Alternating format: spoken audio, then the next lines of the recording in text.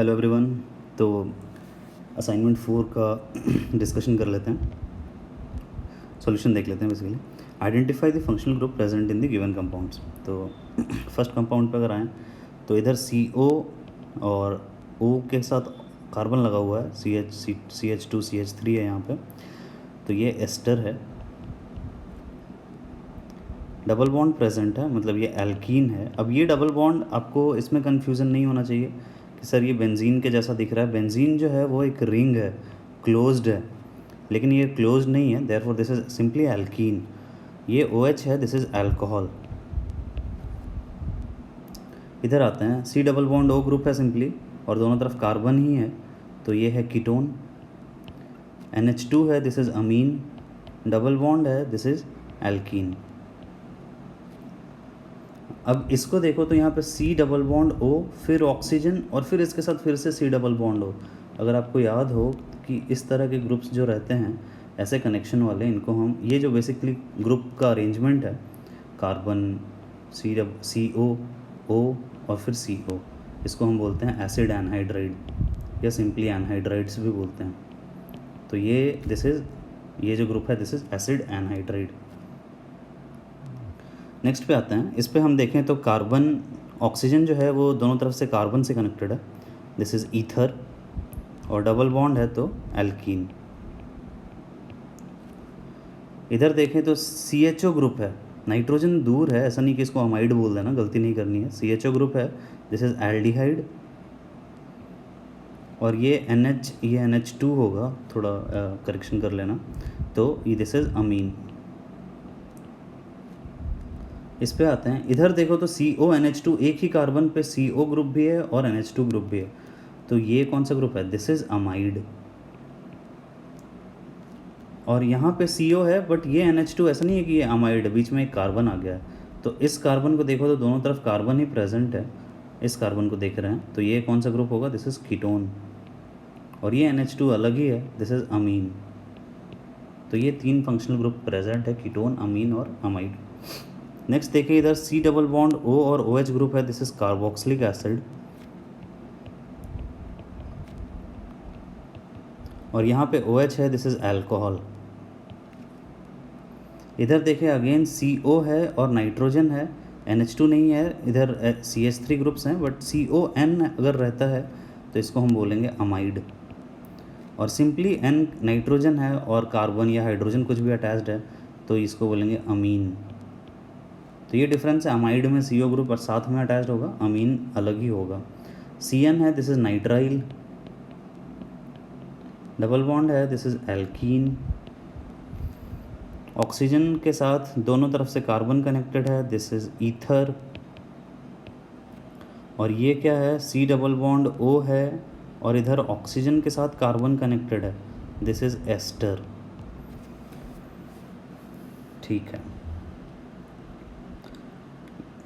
Mark each carbon atom as primary, secondary, tertiary, ये तो आसान है। कार्बन के साथ अगर एक कार्बन जुड़ा हुआ है जैसे इसके साथ, तो ये प्राइमरी है, ये टर्शियरी है, ये सेकेंडरी है, 2 कार्बन जुड़े हुए हैं, ये भी 2 डिग्री है, बाकी सारे 2 डिग्री हैं इसमें, है ना, रिंग है, सारे 2 डिग्री हैं। इसमें देखें तो ये कार्बन और ये कार्बन, ये तीनों है प्राइमरी। ये जो कार्बन है ये है क्वाटरनरी, 4 डिग्री, और ये कार्बन है 3 डिग्री, दिस इज़ 3 डिग्री, और फिर ये दोनों 1 डिग्री 1 डिग्री। ये तो आसान है, ये अब आपको आ गया होगा। सिस्टमेटिक नेम्स पे आते हैं, तो सबसे पहले हम लॉन्गेस्ट चेन देखेंगे, सिंपली एल्केन का ही देख रहे हैं अभी। तो यहाँ पे देखो तो ये है लॉन्गेस्ट चेन, 1 2 3 4 5, तो 3 पे मिथाइल लगा हुआ है, 3 मिथाइल पेंटेन। इसको देखें अगर तो अगेन लॉन्गेस्ट चेन 1 2 3 4 5, लेकिन इधर भी है 1 2 3 4 5। तो इस वाले चेन में नीचे से जो जा रहा है इसके अंदर ब्रांचेस ज़्यादा हैं, तो ये पेरेंट चेन होगा। और नंबरिंग इधर से करेंगे क्योंकि ग्रुप जो है सब्सटीट्यूएंट पहला वो 2 पे आ रहा है, और इधर से अगर जाते हैं इस साइड से तो फिर 3 पे आ रहा है। तो इसका नाम क्या हो जाएगा, नाम इसका हो जाएगा, लिखेंगे तो alphabetically 3 ethyl 2 methyl pentane. Copy में आपको जो स्ट्रक्चर्स बनाने हैं वो छोटे स्ट्रक्चर बनाने हैं। देखो इसी साइज़ का स्ट्रक्चर रहना चाहिए। ऐसा नहीं कि आप मैंने एक दो स्टूडेंट के नोट्स देखे, उसने ऐसा इतना बड़ा बड़ा स्ट्रक्चर बनाया हुआ है। जैसे बचपन में लिखते हैं ना, बचपन में छोटा ए लिखते हैं, समझ में नहीं आता है, इतना बड़ा ए लिखते हैं, वैसे काम कर रहे हो। तो क्या करना है तुम्हें, स्ट्रक्चर छोटा छोटा बनाओ ताकि एक कॉपी में ज़्यादा नंबर ऑफ़ स्ट्रक्चर्स हटे। नेक्स्ट इस पे आते हैं। तो ये पेरेंट चेन है अपना लॉन्गेस्ट कार्बन, यही 5 कार्बन की है। और क्योंकि क्लोरो अल्फ़ाबेटिकली देखो लोएस्ट सेट ऑफ सब्स्टिट्यूएंट से तो नहीं देख सकते, क्योंकि अगर हम लेफ़्ट टू राइट जाते हैं तो लेफ़्ट टू राइट क्या आएगा, 2 3 4, 2 और 4। और अगर राइट टू लेफ़्ट जाते हैं तो राइट टू लेफ़्ट भी क्या आएगा, 2, 4। तो दोनों तरफ से सेम सब्स्टिट्यूएंट आ रहे हैं, तो इसे नहीं देख सकते, फिर हम अल्फ़ाबेटिकली देखते हैं। तो ये 1 2 3 4 5 लिखेंगे तो 2 क्लोरो, 4 मिथाइल, 5 कार्बन है तो पेंटेन। इस पे आते हैं। अगेन इस पे लॉन्गेस्ट कार्बन देखना है तो 1 2 3 4 5 6 ये है। और 2 3 4 5, 2 3 4 5 पे लगा हुआ है मिथाइल, टेट्रा मिथाइल। और 6 कार्बन है, 1 2 3 4 5 6, तो ये हो जाएगा हेक्सेन। नेक्स्ट स्ट्रक्चर पे आते हैं। इसमें अगर हम देखें तो लॉन्गेस्ट कार्बन तो इधर ही है, 1 2 3 4 5 6 7। और नंबरिंग तो इधर से करेंगे क्योंकि फर्स्ट ग्रुप इधर से पास आ रहा है। तो 4 पे आइसोप्रोपाइल प्रेजेंट है, तो इसका नाम हो जाएगा 4 आइसोप्रोपाइल। 3 मिथाइल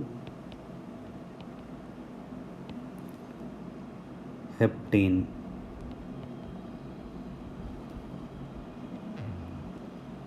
चाहो तो कॉम्प्लेक्स नेमिंग भी कर सकते हो, कोई प्रॉब्लम नहीं है। कॉम्प्लेक्स नेमिंग करोगे तो फिर 4 ये जो कॉम्प्लेक्स के जैसा लिखेंगे, तो कॉम्प्लेक्स में बताया था जो डायरेक्टली अटैच्ड कार्बन रहता है उसको नंबर 1 देते हैं, और ये 2 हो जाएगा। तो इस ग्रुप का नाम हो जाएगा 1 मिथाइल इथाइल। तो तब हम फिर उल्टा लिखेंगे, मतलब पहले 3 मिथाइल लिखेंगे, अल्फ़ाबेटिकली लिख रहे हैं, और फिर लिखेंगे 4 1 मिथाइल इथाइल हेप्टेन। दोनों सही नाम है, दोनों एक्सेप्टेड IUPAC नेम है, कोई प्रॉब्लम नहीं है। नेक्स्ट ग्रुप पे आते हैं। तो लॉन्गेस्ट कार्बन देखें तो ये चेन है 1 2 3, ये 3 कार्बन की चेन है। नंबरिंग किस एंड से करें, इस एंड से करेंगे, क्योंकि इधर सेट ऑफ सब्स्टिट्यूएंट देखो तो 1 1 2 आ रहा है, और अगर इधर से जाएंगे इस साइड से तो ये आ जाएगा 2 3 3। तो ऑब्वियसली ये छोटा है, तो 1 1 डाइब्रोमो, 1 1 डाइब्रोमो और 2 मिथाइल प्रोपेन। ये इंग्लिश वाला डैश है, कंटिन्यूएशन वाला। नेक्स्ट देखते हैं। तो लॉन्गेस्ट कार्बन 1 2 3 4 5 6, और नंबरिंग इधर से ही करेंगे क्योंकि मिथाइल इधर पास आ रहा है। तो 2 4 4 ट्राई मिथाइल हेक्सेन। नेक्स्ट देखते हैं। अब इसमें अगर 1 2 3 4, अब किधर जाएं, एक तो है कि 4 के बाद 5 6 इधर जा सकते हैं और 5 6 इधर भी जा सकते हैं।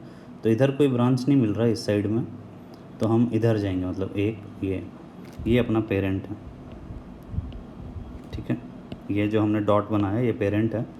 अब इस पे देखें तो नंबरिंग किधर से करेंगे, जिधर से पहला ग्रुप पास आएगा, तो पहला ग्रुप दोनों साइड से 2 पोजीशन पे आ रहा है, तो दूसरे ग्रुप पे जाएंगे, दूसरा ग्रुप इधर से 1 2 3 4 पे आ रहा है, और इधर से 1 2 3 पे आ रहा है।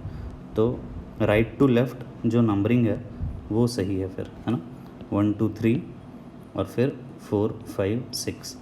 तो सबसे पहले 3 इथाइल, फिर 2 3 5 ट्राई मिथाइल हेक्सेन। M को देख रहे हैं अल्फ़ाबेटिकली और E को देख रहे हैं, डाई ट्राई को काउंट नहीं करते हैं। अब ये क्या है, इथाइल है, तो इथाइल और साइक्लो है, हेक्सेन है, इथाइल साइक्लोहेक्सेन। इसमें देखें अब कहीं से भी नंबरिंग करें तो ये 1 3 5 आने वाला है, तो फिर हम अल्फ़ाबेटिकली 1 इसको दे देंगे और 3 5 तो कहीं से भी जाओ एक ही बात है, किसी भी साइड से। तो ये हो जाएगा 1 इथाइल, 3,5 डाईमिथाइल और साइक्लोहेक्सेन।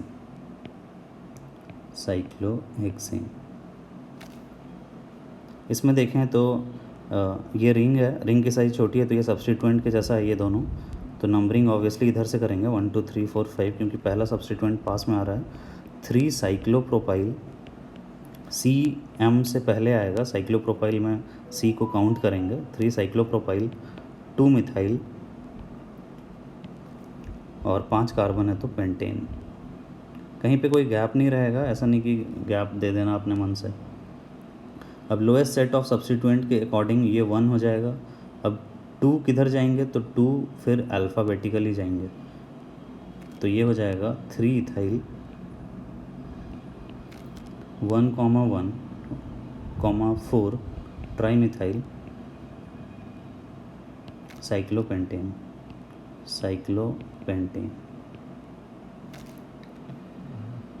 अगेन नंबर 1 ये है क्योंकि 1,1 आ रहा है, और 2 फिर से इथाइल की तरफ जाएंगे, तो 2 इथाइल और 1,1,5 ट्राईमिथाइल साइक्लोपेंटेन। एक ही वर्ड है, कहीं कोई गैप नहीं है। इसमें देखें तो क्लोरो पहले आ रहा है, तो ये 1 2 3 हो जाएगा, 1 क्लोरो 3 मिथाइल,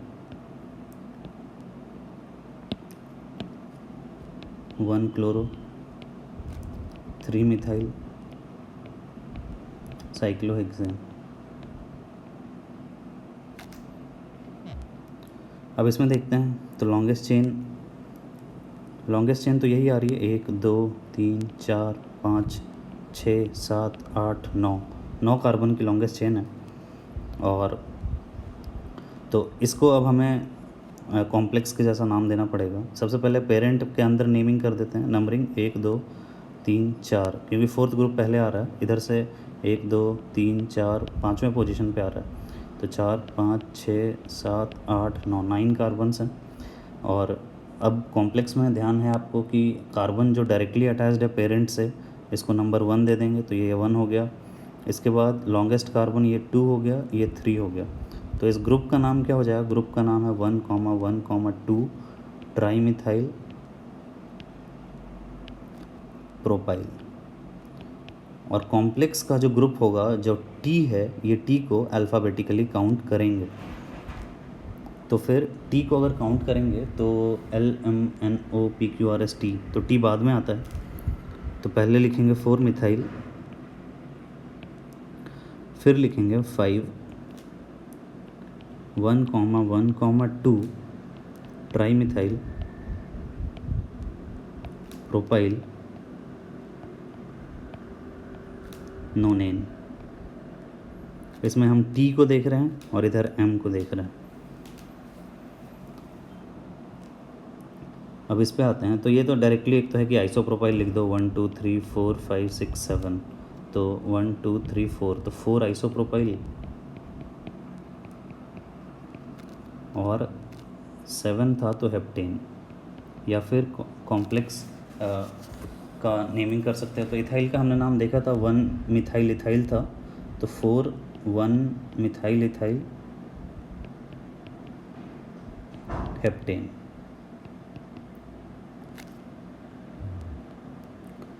ठीक है, इसके बाद इसमें देखते हैं, तो ये क्या है, साइक्लिक स्ट्रक्चर है, इधर आइसोप्रोपाइल लगा हुआ है, इधर मिथाइल लगा हुआ है, तो आई पहले आता है, तो इसको 1 2 3 4 दे देंगे, तो ये 1 आइसोप्रोपाइल और 4 मिथाइल साइक्लोहेक्सेन। और अगर कॉम्प्लेक्स के जैसा नेमिंग करोगे तब फिर ये है 1 मिथाइल इथाइल, इसको हम बाद में लिखेंगे, तब 1 मिथाइल हो जाएगा और 4,1 मिथाइल इथाइल। आइसोप्रोपाइल के लिए हम ज़्यादा कॉम्प्लेक्स यूज़ नहीं करते हैं। आइसोप्रोपाइल जब ऑलरेडी एक्सेप्टेड IUPAC नेम है तो इसको यूज़ कर लेते हैं, है ना। हम अभी लिखने के लिए लिख रहे हैं, थियोरेटिकली समझने के लिए, लेकिन आगे हम देखेंगे कि बहुत ज़्यादा यूसेज नहीं है इसका। हाँ, लेकिन आपको बस ये है कि कॉम्प्लेक्स नाम लिखने आना चाहिए, तो नंबरिंग चेंज हो जाती है अगर हम आइसोप्रोपाइल और 4 मिथाइल मतलब मिथाइल इथाइल लिखते हैं तो होपफुली आपको समझ में आ गया होगा, मैच कर लो आप।